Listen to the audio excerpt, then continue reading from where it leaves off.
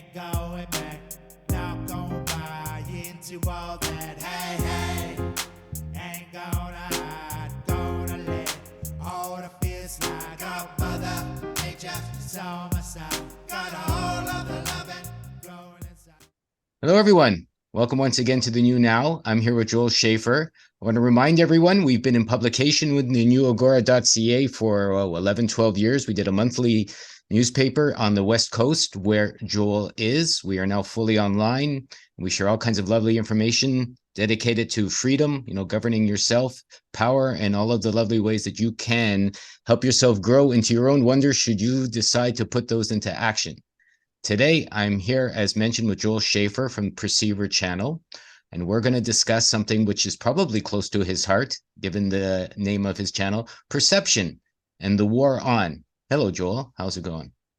Hello. Good. Really well. How are you doing? Good.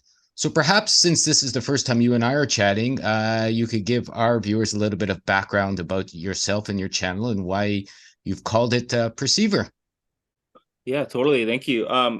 Yeah, I've studied with shamans since I was like 13 and I kind of kept jumping from teacher to teacher to kind of recover from the previous teacher because I had some pretty intense challenges that came up and really cool stuff, really powerful journeys. But, the minute I took power plants at a young age, I knew that there was more to this world than meets the eye. And I just became super curious and fascinated with, all that I could learn. And I really dove into the Carlos Castaneda material as my main subject to really, focus on. And I was kind of looking for other people to help me understand it better and better. And so it took me on a long journey, and I just kind of been sharing some stories from my past on my channel and talk about a lot of Toltec principles, concepts, and things of that nature. So it's pretty much the reason why. Well, that is what attracted me, to your channel in the first place and for us to chat, because, I've also dove deep, let's say, into the Castaneda works and put my own dreaming actions into play. And let's begin then with how would you describe perception?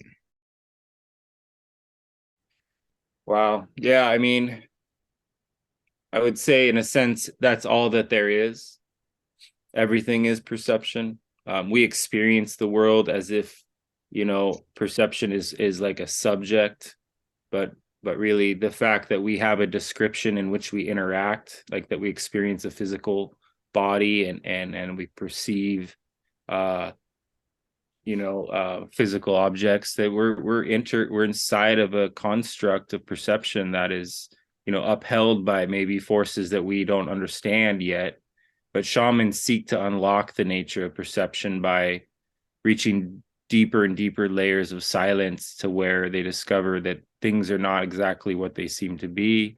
And so, yeah, perception is, our relationship with the description of feelings, right? So Don Juan said that everything's actually a feeling. We are a feeling. Everything we're observing is a feeling, but we've made a convenience of perceiving it in a particular ways to make that interaction with those feelings more functional.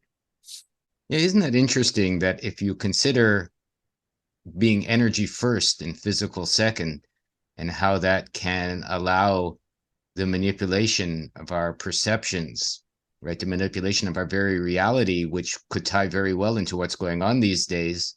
And, my feeling is when they've talked about their crazy reset, they just mean an assemblage point movement or a perspective or a perception movement of what we're looking at, what's important and what's not, and what's potentially real and what's not.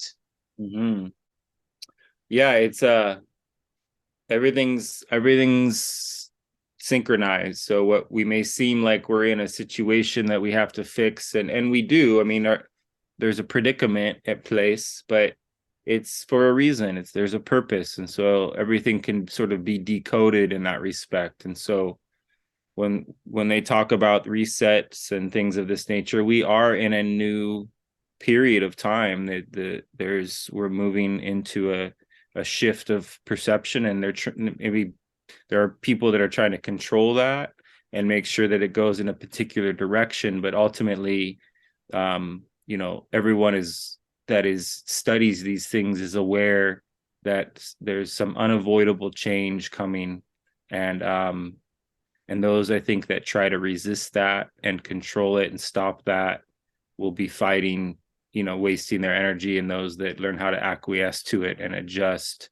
and sort of take the opportunity of each situation and make it as empowering as possible, will allow us to really navigate these transitions in a harmonious way.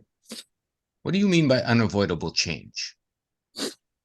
Well, like, that as the veil lifts, you can either try to add more shields and avoid learning, or you can accept that your shields are coming off, but either way, it's going to force you to either try to pretend that you're asleep and even more than before, or you're going to have to come to terms with fully waking up. And so we're kind of in a slumber as a people. We are under some various forms of hypnosis. Even some of the most powerful Toltec shamans that I've met have areas of unconsciousness, areas of undealt with emotion, areas where they don't want to face and look at, and it's hard to point that out to somebody who thinks that they're further along than they are, and so we all just have lessons that are constantly coming. This just seems to be a time in which such a massive shift is upon us that there's just an opportunity to really go inward and learn about ourselves more, so that we can understand where the fear is coming from others, and where the courage is coming from others as well, because we can either respond with courage, or we can go into state of fear and contract. And so contraction and expansion is a key thing to be able to do at the appropriate times, but ultimately to acquiesce to these changes is going to be a lot more enjoyable than to resist. What changes do you mean? Like what are we acquiescing to, in your opinion? Remembering what we are, reclaiming our rights as sovereign, aware creatures, becoming back to the magic. We're really magical creatures that have been reduced to something pretty ridiculous in the way that we've been trained or convinced by the programming, whether it's schooling or just the description of the world that our parents believed in and then passed on to us.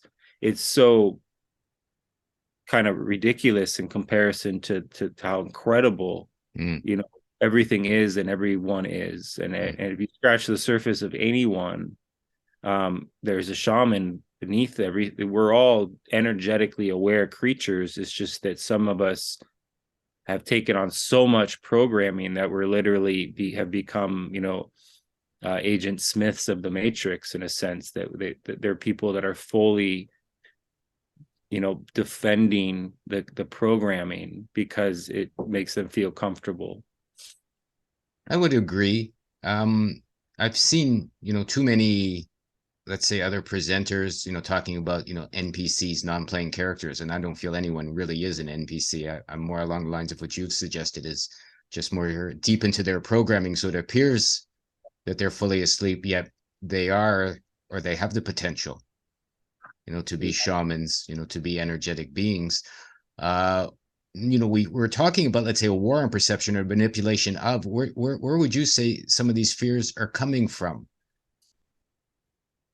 Yeah, I mean, shamans discovered that there's a force here amongst us that is on top of the food chain, that it has figured out how to make sure that we don't discover how incredible we are, so that it can keep us in a position in which it can harvest the luminosity that we create, because we are extensions of the sun, essentially, that we're part of this luminous, our eyes have light that comes out of them. Mm. And some people's have a lot of light, and some people is very dim. Mm. But the people that the masses are usually, for the most part, they don't have that extra intensity, because there are forces that are feeding off them unbeknownst to them. And it's a very disturbing thing to discover. But it's also when you do discover this, it makes sense the way the world is, once you realize that there's, this element of archonic forces that have figured out how to make sure that we behave a certain way, so that we can sorry, I got a phone call there. So that we can it's like there are multiple worlds, multiple dimensions, but we've been sort of isolated to this one, because if we were to discover how to travel into these other layers, then we wouldn't be easy to control and therefore consume. And so the fear that we experience is actually not natural. It's this predator that Toltecs have observed. It isn't just a typical predator. It lent us its mind. The program is so powerful that we have thoughts that aren't natural. So we have like two minds. We have our natural mind, which we were born with, but then around the age 3 or 4, we start to take on the program, which is, so when our internal dialogue, there's a lot of messaging that we think is just us talking to ourselves, but it's actually the program running. And so shamans learn to get really silent as a means to become aware of the difference between the program and then their natural thoughts. And the natural thoughts are more beautiful and harmonious, and it's based on the inner seer, the perceiver, that is, the guide of, the basically the our inner compass, our intuition. So that's just sort of the trick, I think, is to learning how to acquiesce to silence and learn how to hang out in that place where you're not having so many thoughts, but you're more hanging out inside the feeling realm. And if you can learn to do that, you can learn about lucid dreaming and learning about, all the gates of power and all these different ways in which one could experience the energetic side of things. So I guess you could say that the challenges of the day are there to help us, to the force of awareness, the force of pressure, the force of fears that you can follow along with or not, given that we all have, I would say, the will, free or otherwise, to choose our perceptions. Yes, and there's so much freedom in that, and yet it's so uncomfortable to face. So people, we really, we're in a real bind here, where it's the unknown is quite terrifying, but it's so liberating, right? And so it's just a matter of us taking, the steps toward freedom, regardless of being afraid, because we're gonna die anyways. We might as well, get to the point where we kind of, like, shamans use death as an advisor. They bring in the concept of death and they say the difference between us and others is that we are aware we're going to die, because we, those of us that are under the program, behave as if we're not going to die. We don't think of being mortal. We behave as if we're immortal. But if we were to really bring death in, and really acknowledge and sort of have those end of life conversations now, rather than wait, and really get to our feelings, then that really gives us more desire to live just a much fuller life. And Toltecs have discovered there's some disciplines one can do that would allow them to have an alternative form of dying, a much more harmonious way of dying. And so they strive to adjust their lives accordingly, and that becomes a priority, and then it brings a lot of purpose. And so there's less hesitation, or what is, when we're like, well, what is the meaning of life, or what is my purpose here, and I thought it was to be with this person, and then that person left me, now what's my purpose? And but if we each had our own really strong, powerful purpose, then life gets way more intense, and then time, being measured by intensity, time starts to expand. You start to have a much longer life, when a day for you feels like a month compared to somebody who's just going day to day, and they kind of hate their life, and they're just doing the same shit just to get by. Then it's a different time scale, and we want to get to that more expansive timelessness where things are guided, and we're feeling very alive and spontaneous, and not so caught in all the patternings that make us really habitual and obvious.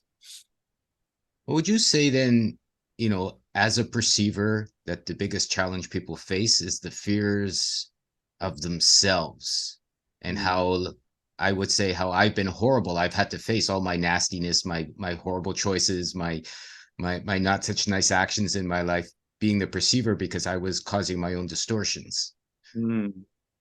Totally. Yeah. We create our own reality, and it is uncomfortable and difficult to go and face and take responsibility.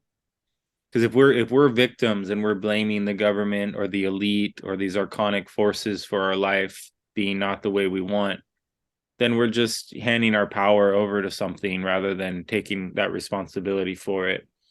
And when you recapitulate your memories, you start to see your habits and your patterns, and how just the way we talk to ourselves, the way we treat ourselves, and then therefore how we talk and treat others is a reflection of our own inner state of harmony or lack of. And it is uncomfortable to look at and observe, but it's so worth doing, and it's so capable of, when you admit to yourself where you're at. Because a lot of people are like, well, I'm not far enough along yet, and they don't give themselves credit for all the work they've done. And other people think they're so much further along than they are, but they never really find that zone where they actually are. And so they're spinning their wheels their whole life, going, well, why hasn't this happened yet? Or I'll never be good enough. And so victim or victor. And we want to learn how to be in the neutral zone, so that we can really, kind of receive the jolt that comes from really just acquiescing to the lesson plan that's in place, rather than trying to control it, or trying to manifest something based on somebody else's version of a dream. Like, to get to our true dream is to really get out of the way, and there's a guidance system that knows exactly what you're here for, and how to give that to you. But we rather than acquiesce to that simplicity, we bring in a lot of complexity because of our programming. Let's talk about recapitulation then, since you brought up the topic. Maybe you could describe that a little bit as you see it for, this conversation today. Yeah. Yeah, I mean, it's a magical act. It's a really powerful way of reclaiming your power. But shamans take it very seriously, and some of them, old school, you would write a list of every person you've ever met in your life, which sounds impossible. But once you start writing the list, it starts to it's like, oh, wow. It doesn't have to be every name. It could be like the redhead that crossed the hall that day, and it's just enough that you are able to retrieve the scene. But we don't really do it old school anymore. We'll pick like just our sexual partners and just recapitulate scenes with exes or current partners, and then maybe jump over to like family, just mom and dad and aunts and uncles, and just pick sections and quadrants, and come up with as many scenes as possible. But ultimately, you pick one scene at a time, and you try to visualize what it, like what it would be like to be totally back in that memory. And all you're doing is you're breathing in the filaments of light that you left in that scene. You're breathing it back in, and then when you breathe out, you're releasing anything you took on that wasn't yours. So it's just sort of cleaning up the exchange. And so some people do a sweeping breath where they start on one side and they breathe in all the way across their body. And so they're in the scene, they're tracking it from one side of the room to the other. And then they breathe out, they're doing the same. And so you get used to this sweeping, and you can feel it, like the center of your body is doing it with you, because we have these luminous fibers that extend from the center of our energetic luminous cocoon. And so it's an art that takes getting used to. You could do pretty generic version of recapitulating, or when you learn really deep levels of silence, you can really do deep levels of recapitulation. And it makes you lighter. You're lighting up your being, because you're releasing filaments that are not yours to carry, and you're reclaiming the energy that would make you buoyant. And so shamans do it in order to do dreaming. If you recapitulate a lot, then you become lighter, and it's much more easier for your astral body to do all kinds of things, that are fun and liberating. And so it's tied to dreaming. Taisha Abelard wrote a book called The Sorcerer's Crossing, and she explains really well kind of the traditional recapitulation. And it's a great way to really understand, how powerful it is. But I've adjusted it. I do it very not traditional. When a scene comes up, I'll just take a moment and work with it, because I've been doing enough of it now where like all these memories from my past that I'd forgotten all about are just surfacing all the time. And so that's the benefit, is like people are like, how could I recapitulate every memory of my life? Well, it starts to take on it becomes a force of its own, and these memories just start to show up and more, and your cells want to be clean. And every memory everything that's ever happened is stored in our cells. We are like a tape recorder. We are a video recorder. We record it, and it gets confused, or our memories get mixed up based on our own expectations or projections or how we interpreted it. But as you get better and better at the recapitulation, those interpretations go away, and the memory itself will surface.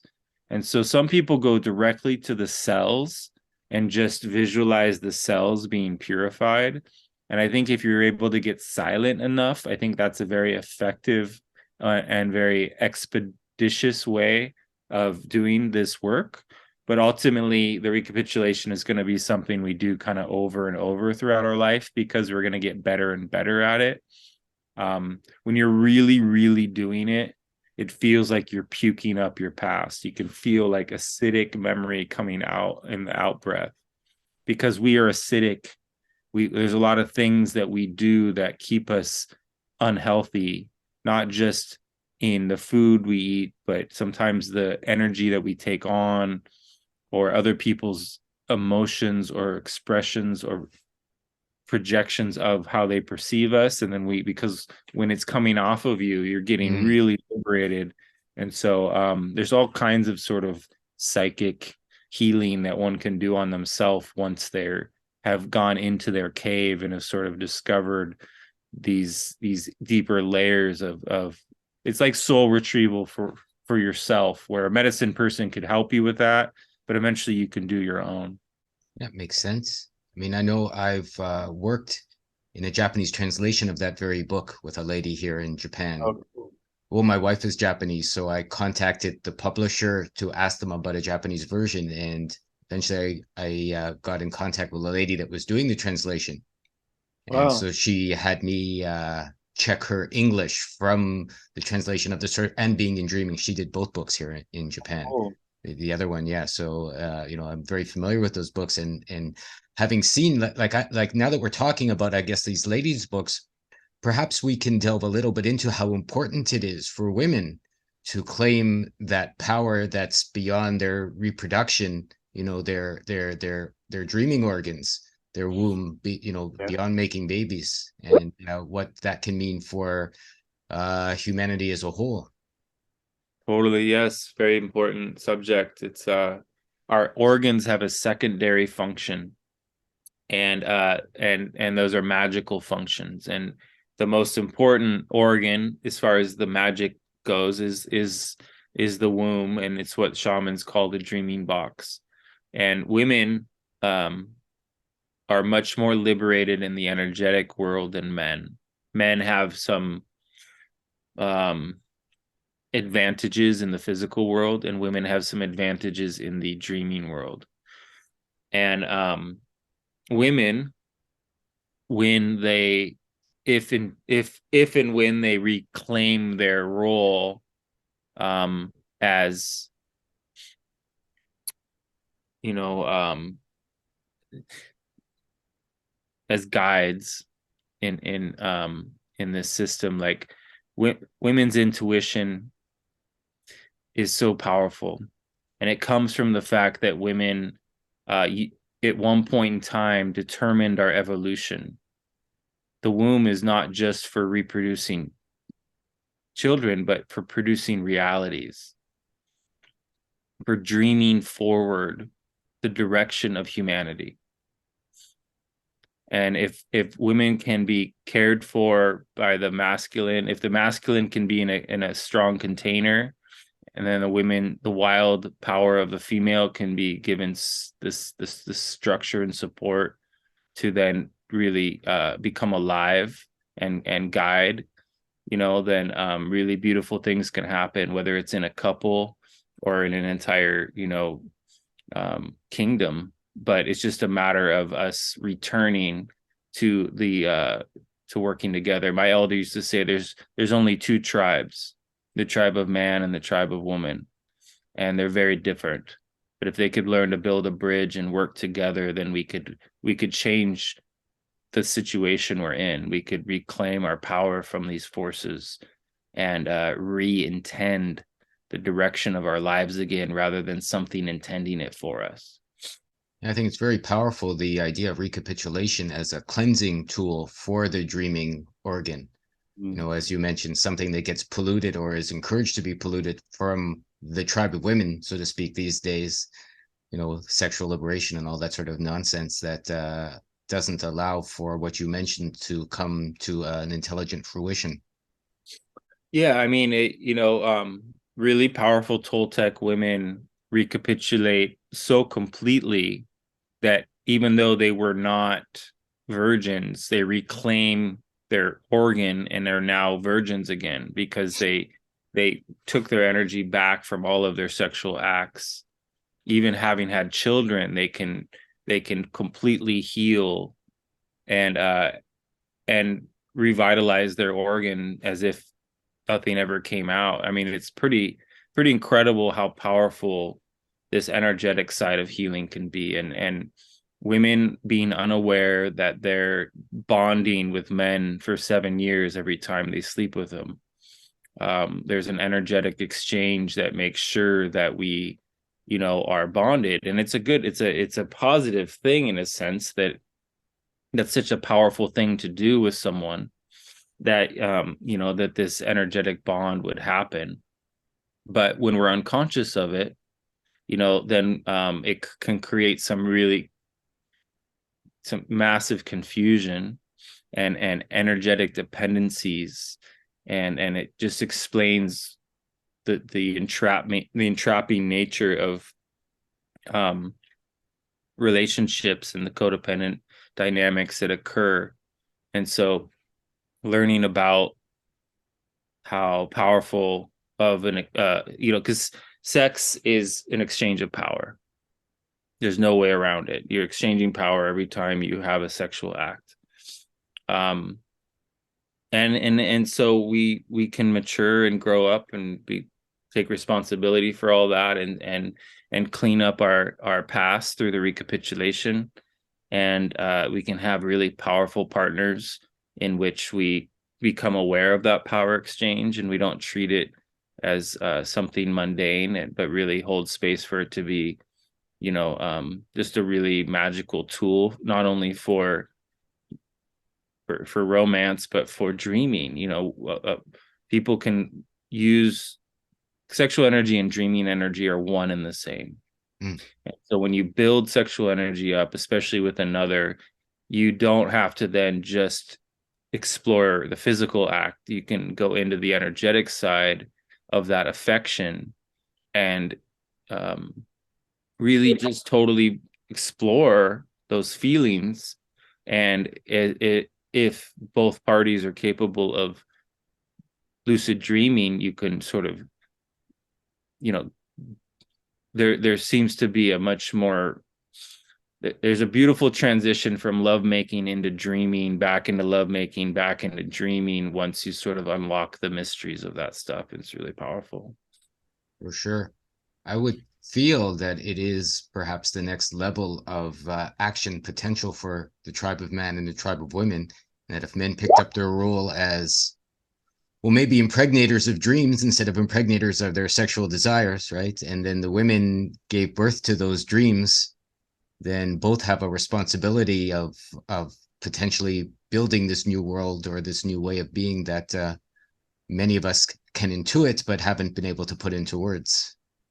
Absolutely. Yeah, what an incredible assignment, and we're just so fortunate to be aware of these things, and hopefully more and more of us make use of these concepts. And that's what shamans have said, that eventually there'll come a time where these concepts will be needed, like absolutely needed, because we'll reach a point where the world will start to collapse on itself without these things.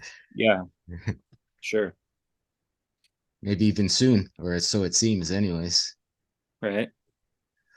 Well, what would you say then as a means of a starting point, let's say for ladies? Like it's interesting how this conversation has turned towards this. I wasn't expecting it, but it seems to be the topic of topics, as they say. Besides, how would, let's say, a lady that's lost in her life, and I've come across a few of them that aren't properly directed, want change and aren't sure which way to go, get lost in the miasma of the thoughts, and yet their wombs are confusing them as to what it's asking for as new dreams. Do you have any suggestions? Yeah, I mean, it sounds counterintuitive, but we want to come out of the shame and guilt. And so we actually want to really get really honest about and tap into our sexual desire, and so that we can understand truly where it's coming from. And so the sexual shadow healing work is really powerful, the tantra side of things for women, learning how to activate your power and not have it be about a man or even a partner, being able to just learn how to love yourself. And I don't mean just sexually, but like it's there is so much support that the Earth Mother is offering, but it's hard for us to receive that love because we don't love ourselves. And so to accept this type of guidance. So, there's these really cool shamanic movements that really help men and women to really feel their feelings and access resources that typically aren't accessed, and they bring in a boost of energy. And so they're not hard to do. They're confronting because we sense that they're powerful. But it's the first step as far as starting to reclaim your energy, is to do these movements. And then they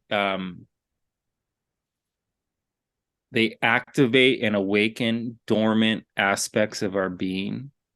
and that allows for our energy gates or our chakras to become healed.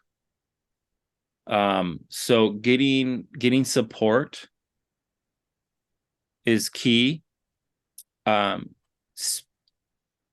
Therapy may seem, a lot of people get disappointed with therapy and stuff and they give up, but if you can find somebody that can truly listen and telling your story, it's called witnessing. When if somebody is really listening and is not, is holding space to hear your story, then magical things happen and things are revealed. And that's not that hard to do. Women like typically to talk and share, and they want their husbands to do the same, and they want, like a lot of, and if we can, rather than be on autopilot around that, bring in some consciousness to that sharing, and just unburden your story, as a means to, really be seen. And then, getting to the forest and getting your heart on the earth. For women, getting in with other women, like in the river, naked, like go back to the earth and like really feel, get the mud on your skin, and like really earth, is a huge key element to, like, because women are wild and beautiful and powerful, and so we don't want to end up back in some sort of like up, just because this liberation movement is backfired doesn't mean we want to like restrict and go into like fear and Christianity and like, we want women to be powerful and celebrate their power, but to become very conscious as well, so that they don't accidentally hand their power over to someone that's looking for it. So just the real basic stuff at first, getting out in the weather, getting rained on, just talking to the mother, beginning that process of forming a relationship, because she does have a voice, she does communicate. It's not like you and I do, but there's transmission that happens. A lot of people will just, if they don't have anyone in their life, they'll ask a tree, can I tell you my story? And they'll even offer tobacco, and the tree will either say yes or no, like you'll feel it.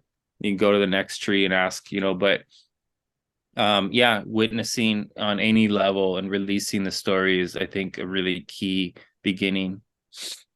I would agree fully. I mean, if people can figure out how to dream and how to let this next dream come, and maybe a key for men is not to try and fix the lady's problems, because they're not really looking for that when they're sharing with you. They're just looking for the witness and a reflection thereupon, and then they can figure things out for themselves.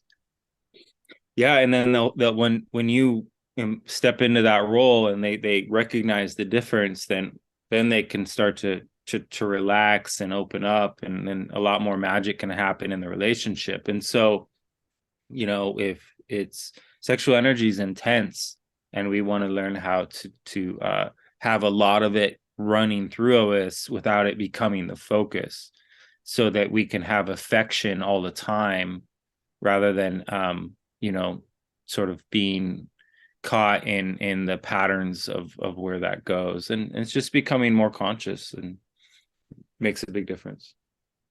So how would you say, as we're getting back to the topic of our conversation, the war on perception, they can alleviate the attacks that come on a daily basis for that perception, both men and women, away from this magical potential that we've chatted about, that's being pushed into, let's say, a box of nonsense?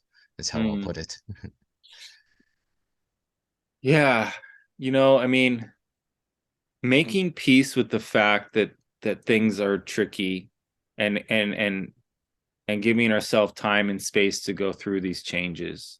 Because if we beat ourselves up for, how easily distracted we get, then we get caught in this shame and guilt cycle.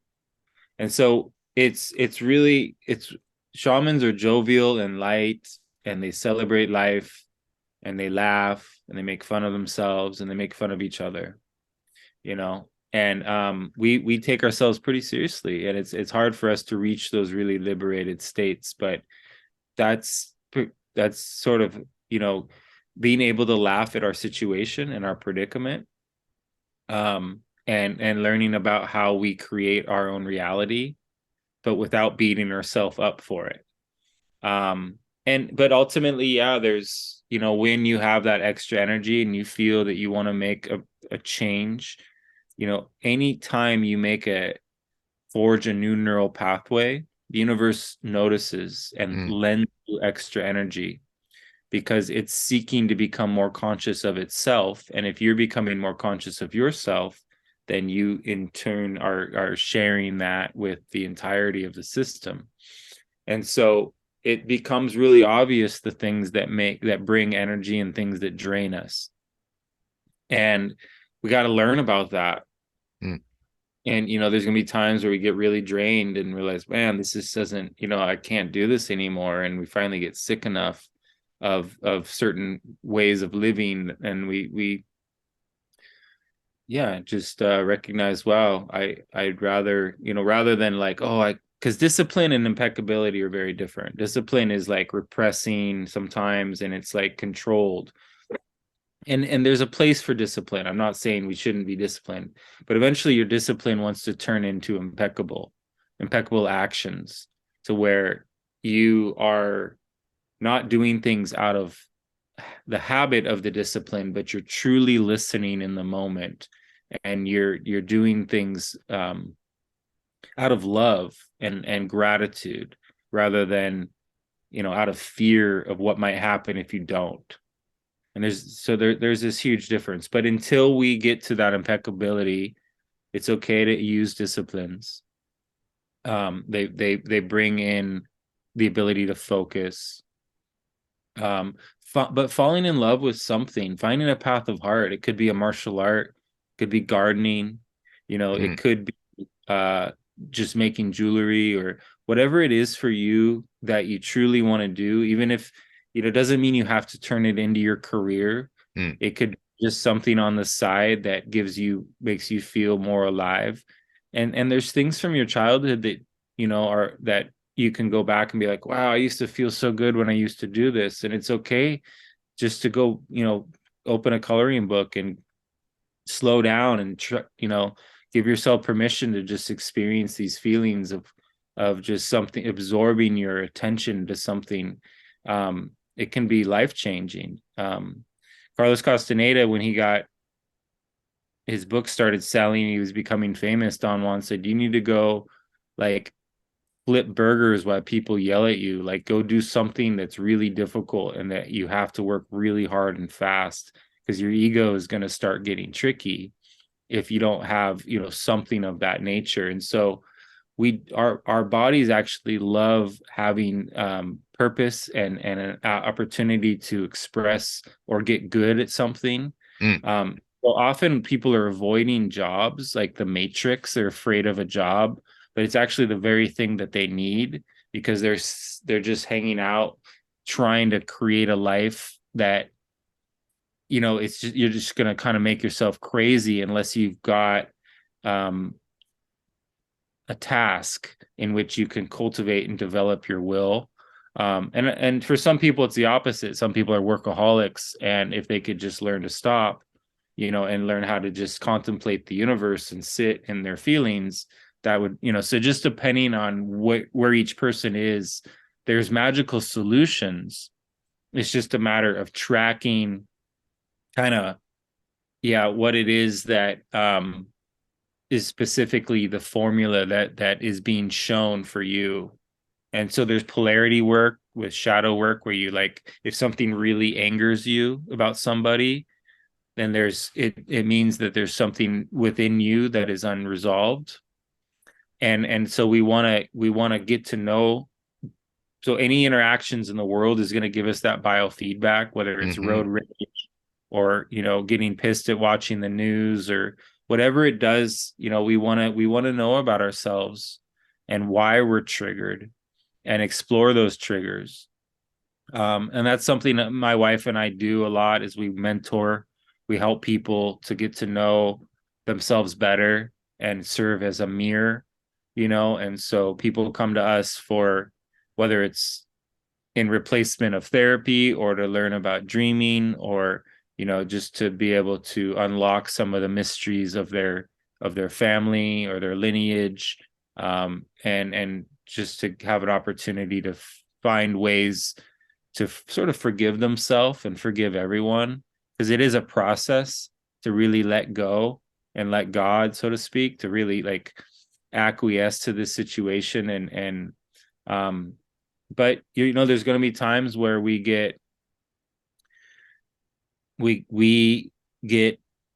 out of sorts, and we fall into fears, or have expectations, and that create disharmonies. But that's how we get to know ourselves better. And it's usually not the end of the world, and usually there's a solution and a way to resolve things, even when they're out of balance. For me, learning to ask for help is a hard thing.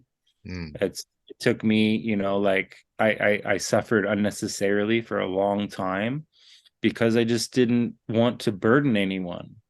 Right. And it's just the nature of my ego was like, oh, I can do it myself, kind of thing. And so we all have these little weird things that if we could just have somebody help us understand how much this one little aspect of our ego is hijacking the whole trajectory of our life. What used to take me 2 years to work through now takes 2 months. And someday it'll only take 2 weeks. And then someday it'll just take 2 days, and then 2 minutes. But in the initial stages, the ego wants to make changes fast. It's like, oh, I have to get this fixed. But it's like, we need a strategy here. We're going to go slow, work through this stuff. It's going to take time. We can't just change our patterning instantly. It does take some stalking of yourself and getting to know where this desperation to get out of that pattern is. Because it's all just tricky stuff. The way the ego, once the ego is very powerful in that as long as we stay down, it knows how to control us. But when we start to come out of the victimhood, then it tries to figure out a way to hijack us in a new way. It's going to make us feel special. It's going to make you think, oh, look, you're special, blah, blah, blah, whatever little voice in our head that keeps us from, being in that neutral, humble state in which we could truly be effective. And so that's how we get to know. Shamans, warriors, dreamers go through stages of getting really cocky and confident, because they start to develop aspects of their being that most people don't even know about. And so they go through stages where they almost put themselves above.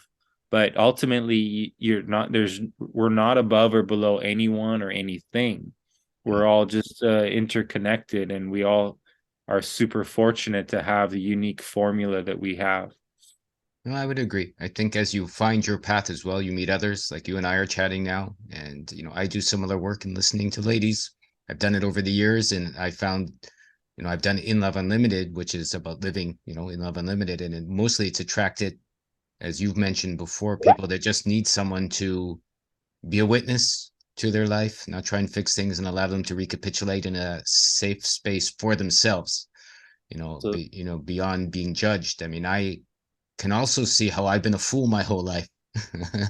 Even to this day, even to yesterday, like I'm always being silly or stupid to myself and for myself. And I realize that helps me, when you're honest, get over that without saying, oh, no, I'm great, or no, I'm fantastic. Instead of, well, just into the poo again. I better stand up, clean myself up, and keep moving. Totally. Yeah. That's how we learn is, it's all through the trenches, and you can learn so much from being around people, at work or in different situations, and just really, I borrow from different people's, strengths and weaknesses. I just learned so much from, like, there's guys that just don't want to go home at the end of the day. They want to stay and work. Going home, it's like hard for them to relax. They're just like, they feel empowered when they're at their job and running shit, and they know what to do. And it's vulnerable for them to go sit with their wife, or they just don't feel comfortable. And it's like, where I'm the opposite. I could just hang out with my wife all the time, and like work is like really like not something I want to do for the most part. And so, but I borrow from their power, and I'm like, you know what? That's awesome. I'm gonna wear that on when I really need to, and it's like I absorb that perception, and then I use it, and it's an incredible gift, and it gets me through difficult times when I need that extra boost. But looking into the nature of how people respond, to challenges, and how they evolve, and it just gives us key insight, and is always, whether depending on how it triggers us, it gives us insight into where we are and what the areas of unconsciousness that we have. And the more honest we get with ourselves, the more we start to interrelate and understand that every story is rich. Every person has a relationship with eternity, and everybody is, blocking that relationship with various ways. And everyone is capable of understanding these concepts. And if we can become more creative in how we deliver these things, then it doesn't have to be just a select few people that really get this stuff. We can form a bridge for all kinds of people to have access to these concepts. And so that's what I find is, even in the dense construction world, that there's always a window of opportunity for somebody to have a shift of perception. And if I am really listening, then I'll be able to be in place to sort of help or assist with that process without them realizing they just sort of stepped into the spiritual side of things without knowing it. So there's just so much for so many different times when there's never anything that's mundane. Everything's rich and powerful, and people are larger than life, and they just have so many messages to give us based on the things they talk about or bring up in our presence. Always a messaging, signs and omens, and all these things are happening all the time. I would agree. I think you've in some ways fully described the question at the beginning of our conversation, how you can notice the war on perception, battle the war on perception, and succeed with the war on perception by increasing your own perception, and then you don't get manipulated. So it was a beautiful way of let's say sharing a good solution I found just there. So thank you so much, for sharing that one, Joel. I appreciate that. Well, is there anything perhaps, maybe we've come to a natural conclusion on this little chat? Like, I saw a whole bunch of segues and deep sideways that topics that we can take things and delve into properly, perhaps in future conversations, man-woman relationship, energetic truths, the archons, a few of them that I've jotted down here, and I would love to to pick this up again at a future point when we're both comfortable with that. But is there anything you'd care to leave, well, both of our viewers with as we segue out, let's say? Yeah, sure. I mean, just I agree. I think it's a good segue. It's good timing, good talk. Just learning to take things in to lighten up in any way possible, right? So I shake a lot. I recommend people, learning how to move stagnant energy in whatever way they can.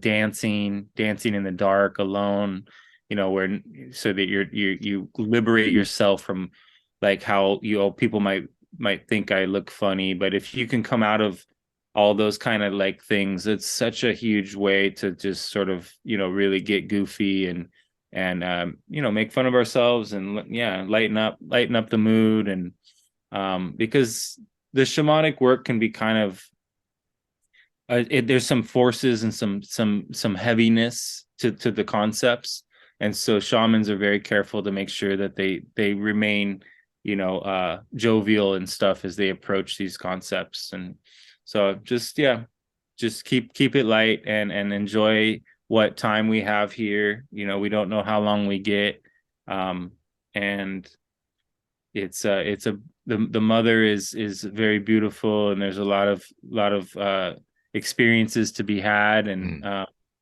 yeah, I encourage everybody to come out of any, you know, levels of fear that they feel comfortable to move past, and start to, you know, celebrate their life a little bit more, even when things are tough, because that jovial energy will bring there's a lot of support that may not be seen, and we just want to usher in that extra love when possible.